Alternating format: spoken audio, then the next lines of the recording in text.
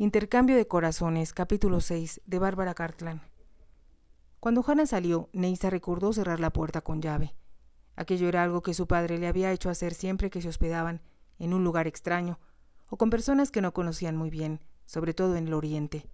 Notó, sin embargo, al dar vuelta a la llave, que la cerradura era vieja. Era de plata, pero no muy fuerte. Debe haber sido puesta aquí cuando la casa fue alterada por primera vez por los hermanos Adam, pensó. Se metió en la cama. Entonces comenzó a pensar en el extraño comentario que Randolph Holmes le había hecho. Era posible que pudiera estar pensando en ir a su dormitorio. No podía creer que se atrevería a hacerlo. Sin embargo, había oído muchas cosas sobre la conducta incorrecta de quienes formaban la alta sociedad de Londres. A dos personas que estaban teniendo una affaire de cour les daban habitaciones contiguas cuando estaban hospedadas en una casa como esa. Ahora, al pensar en ello, sintió miedo. ¿Qué tal si Randolph, un hombre que le desagradaba sobremanera, trataba de entrar a su habitación? Había cerrado con llave la puerta, pero él era alto y de anchos hombros. Si usaba toda su fuerza, ella dudaba mucho que la puerta resistiera. Debido a que estaba asustada, decidió ir a la habitación de Carol, por lo que saltó de la cama. Se puso la delicada bata que Carol le había comprado. Era del color de sus ojos y estaba adornada con encaje valenciano real. Había un par de delicadas zapatillas azules haciendo juego con ella. Entonces, Neisa se quedó de pie, pensando en qué debía hacer. Si salía por la puerta hacia el pasillo, podría ser vista por alguien que consideraría extraño que anduviera fuera de su habitación. Lo que era peor, podría encontrarse con Randolph, que iría de sus aposentos a los de ella. No podría soportar eso, pensó. Cruzó la habitación hacia la ventana. Esta era larga y baja, como todas las ventanas en las construcciones de los hermanos Adam.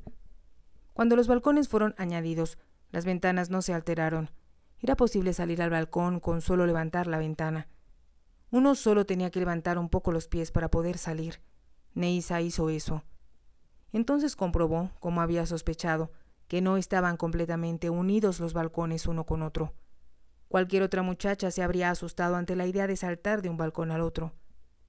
Había una altura de casi 15 metros desde el suelo. Neisa había escalado partes de los Himalaya y montañas muy altas de Turquía, con sus padres, sin hacerse daño. Por lo tanto, no encontró difícil pasar de un balcón al siguiente. En realidad, nadie dormía en esa habitación y las cortinas estaban corridas. Solo esperaba que afuera no hubiera alguien que pudiera verla. Pasó a otra habitación y entonces, al llegar a la tercera, oyó voces procedentes del interior. Se puso rígida. Con dificultad logró ahogar una exclamación de horror cuando comprendió que el hombre que hablaba era Randolph. Habría reconocido su voz, desagradable y untuosa, en cualquier parte. Entonces, para su asombro absoluto, comprendió que estaba hablando en árabe.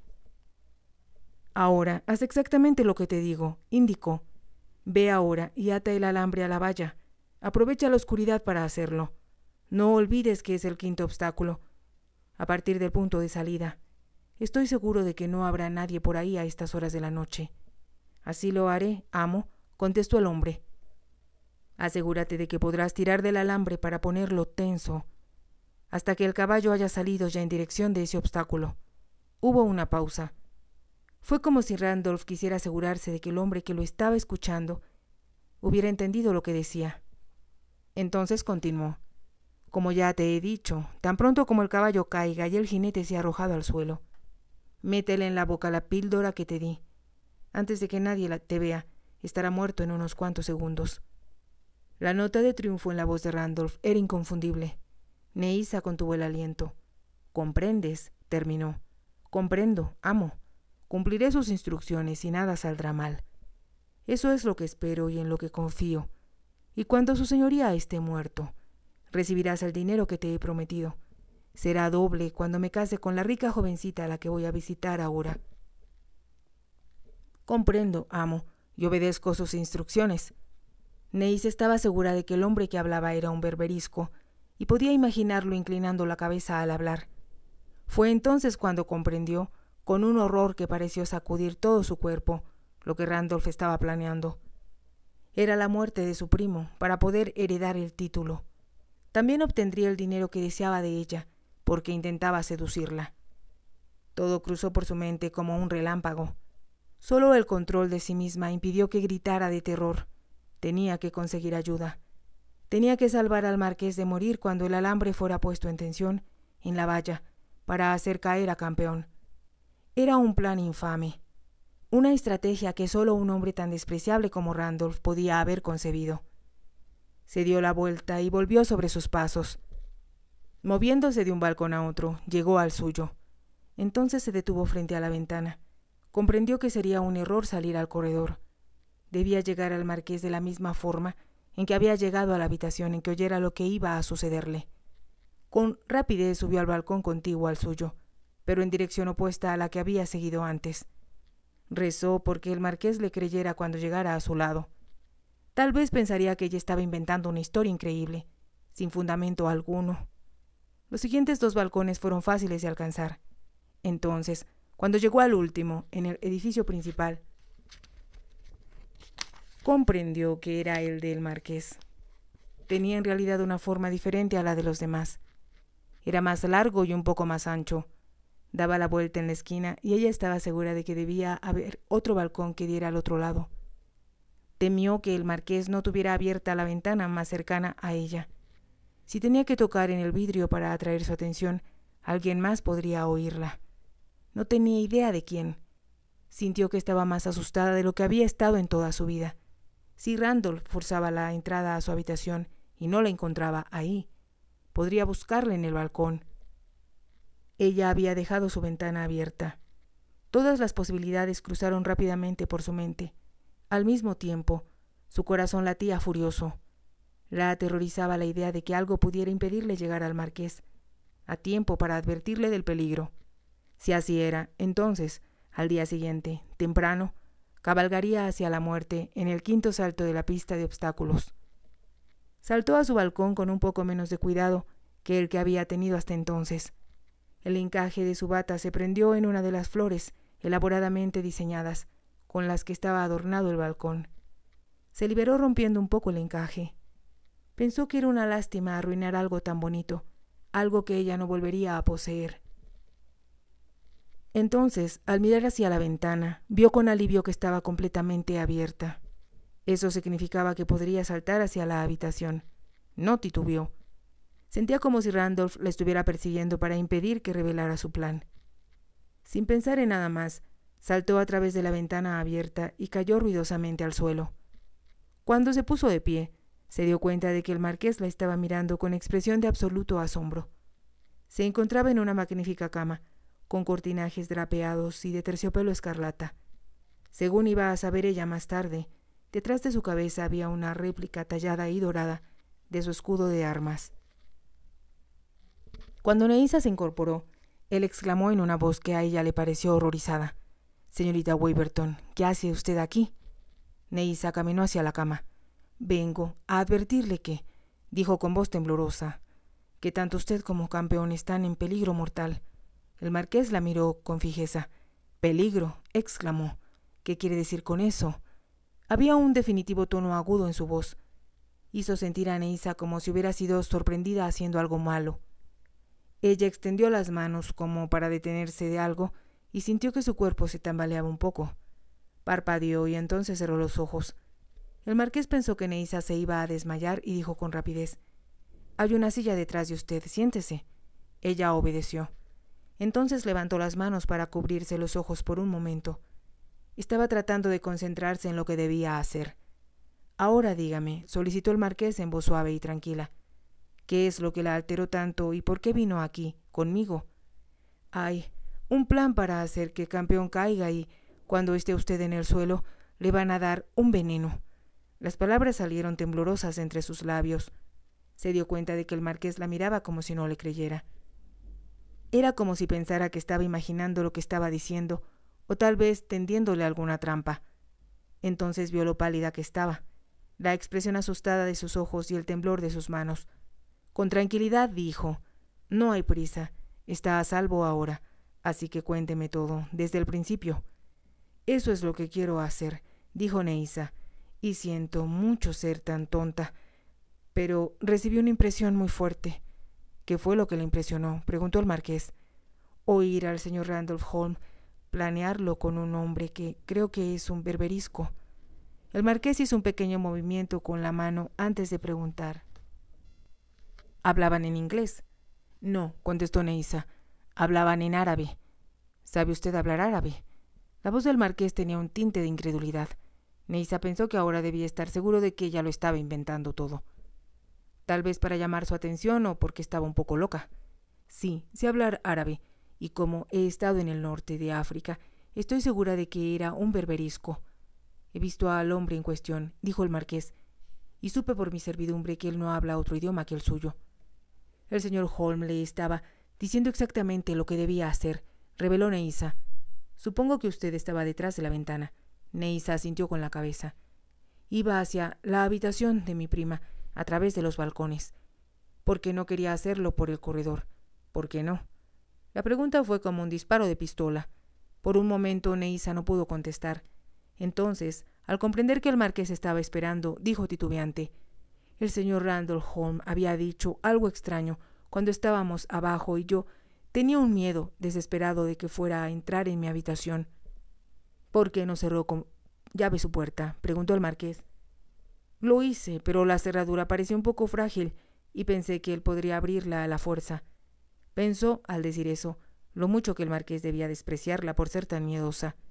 Pero ella no podía hacer otra cosa más que decirle la verdad. Así que decidió ir a través de los balcones hasta donde estaba su prima. No le dio miedo saltar de un balcón a otro a tanta altura.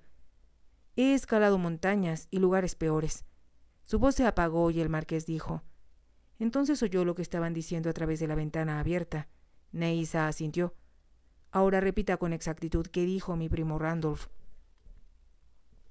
Dijo que el hombre que estaba escuchando debía irse en ese momento y colocar un alambre en la valla número 5. Cuando usted se acercara a ella mañana, él estará esperando para tensar el alambre cuando el caballo salte. Su voz se hizo más profunda al continuar. Campeón caería y usted sería arrojado al suelo, sin duda inconsciente. Entonces el hombre debía meterle en la boca una píldora con veneno antes que alguien pudiera verlo, y usted moriría en unos cuantos segundos. Ahora sus palabras salieron con toda claridad. Ella estaba recordando no solo lo que se había dicho, sino cómo aquello que oyó la había impresionado y asustado. Se hizo el silencio hasta que el marqués se expresó. Así que comprendió, después de oír eso, que debía venir conmigo para advertirme. Tenía que salvar a Campeón. Y a usted, dijo Neisa. ¿Cómo podía yo dejar que algo tan horrible y tan perverso sucediera sin tratar de evitarlo? Miró al marqués casi como si quisiera obligarlo a contestarle. Él dijo en voz baja: fue muy valeroso de su parte hacer esto. Es usted maravillosa. Ahora quiero que se vaya a la cama. No diga nada a nadie y trate de dormir. Neisa entrelazó los dedos. Usted no permitirá que suceda, ¿verdad? Detenga al berberisco. Yo sé que debe estar poniendo el alambre en la valla. El marqués movió la cabeza de un lado a otro. Usted debe ser lo bastante inteligente para comprender, indicó, que necesito sorprenderlos con las manos en la masa.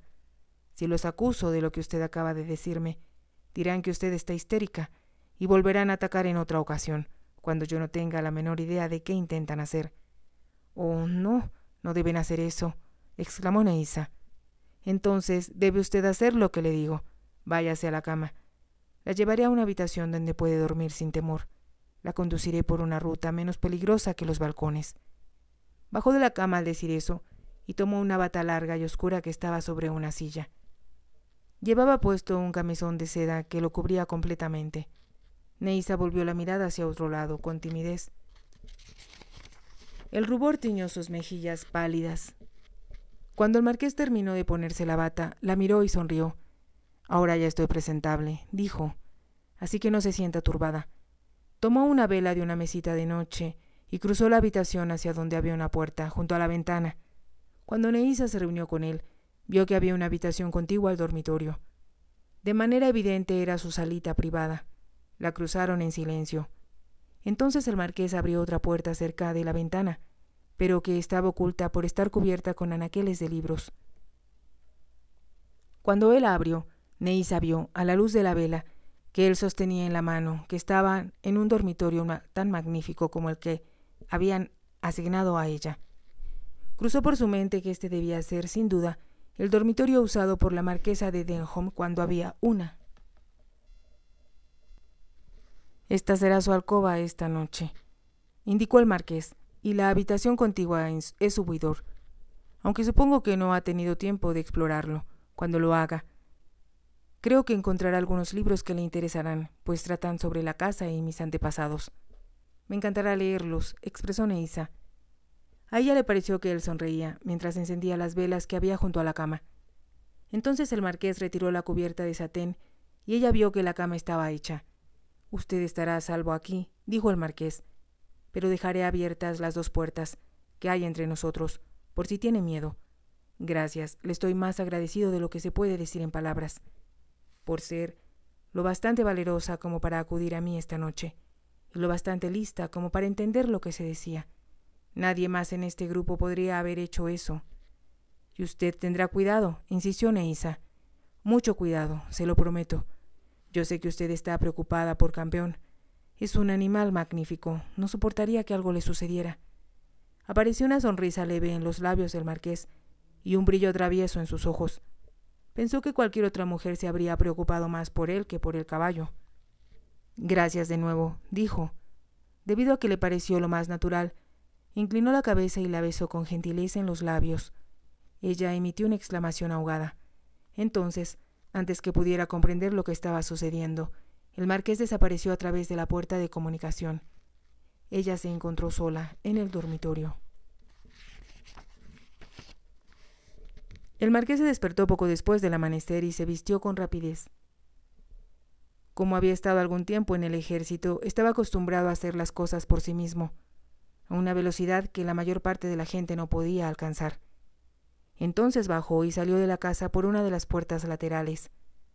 Era demasiado temprano para que hubiera sirvientes en los pasillos y tampoco había alguien en el jardín. El sol empezaba a surgir en el horizonte, cuando el astro rey tocó las flores y los capullos que había en los árboles. Tomó todo un aspecto encantador. Parecía increíble.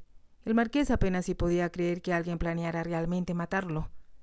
Toda su familia pensaría que la conducta de Randolph era no solo espantosa, sino imperdonable. Pero Randolph siempre había sido extraño, diferente de los demás.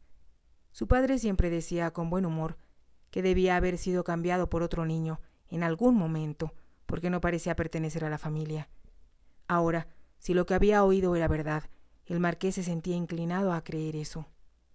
¿Cómo podía alguien que llevaba su apellido y el de sus antepasados, que con tanta dignidad habían servido a Inglaterra, actuar de ese modo? Él había pagado las cuentas de Randolph una y otra vez.